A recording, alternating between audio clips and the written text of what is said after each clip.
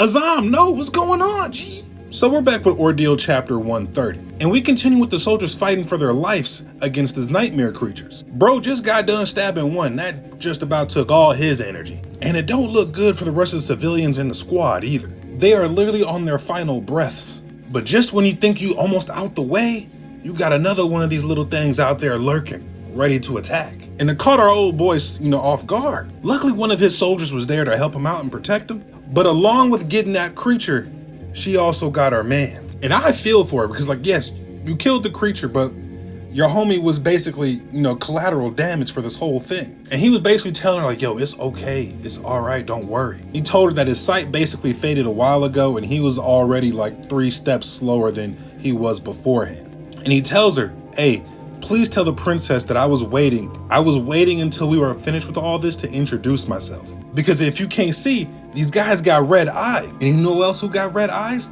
People of the Heart Clan.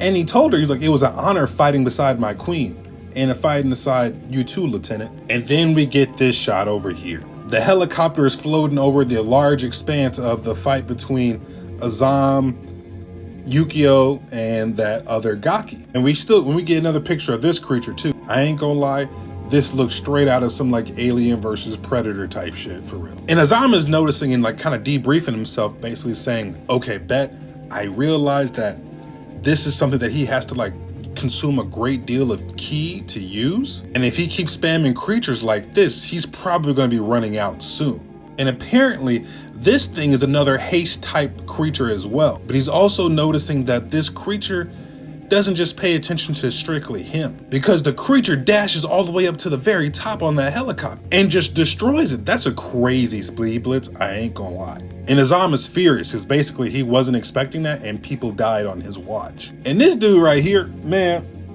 we need to get him out of here. He needs to be turned into a pack soon. But then he also starts confirming what Azam was thinking about. And he says, yeah, giving these creatures a name only gives them purpose. I don't have to give them a name. I can just send them out and they can just cause pure destruction.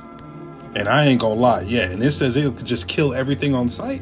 This creature would have me shitting myself. Because look at that, what is that? And then we switch to Yukio and she realizes like, yo, that was our rescue. And they just got kaput. She even says it's getting a little too scary right now, for real, if we're gonna be honest. But Azam starts to lock in even more, releasing more of his ki, and he goes straight after that monster. And the Gaki is just saying, I wrote this with specifically speed in mind. I sacrificed strength and additional weapons, just so that it could keep up with him. And I ain't gonna lie, this is a horrifying sight. That's what it looks like underneath that mask? Oh God. And then it bites down on Azam's arm. But Azam uses that as a way to slice through it and kill it. Or at least it thought, because he noticed it didn't turn to smoke yet. And it's starting to regenerate. And the Gaki's even talking more shit to Azam, saying like, I admire how long you've been able to stay awake, but bro, it's time for you to give it up and rest.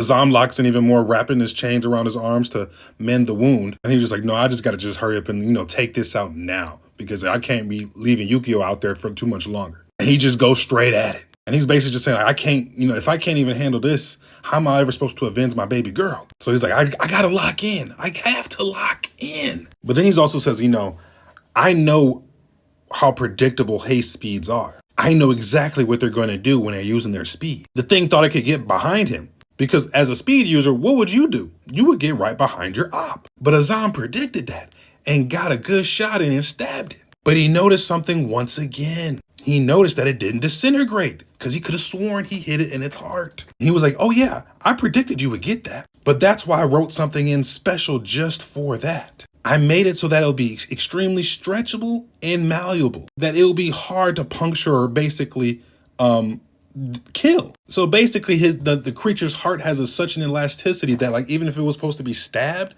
it wouldn't ever break or tear. That's actually insane work. And then this is when we get this shot right here. Boy out here finna lose to a creature that got a rubber heart. Come on, Azam, say it ain't so. Say it ain't so. We see that the creature has a rubber heart, but what beats rubber and elasticity? The cold. I'm predicting Azam might die, but I think Yukio is the one that's gonna, defeat this creature. And I think maybe they might switch spots for real. and Azam takes out the creature she's fighting, and she takes out that thing. That's just what I'm thinking. But what'd you guys think about the chapter?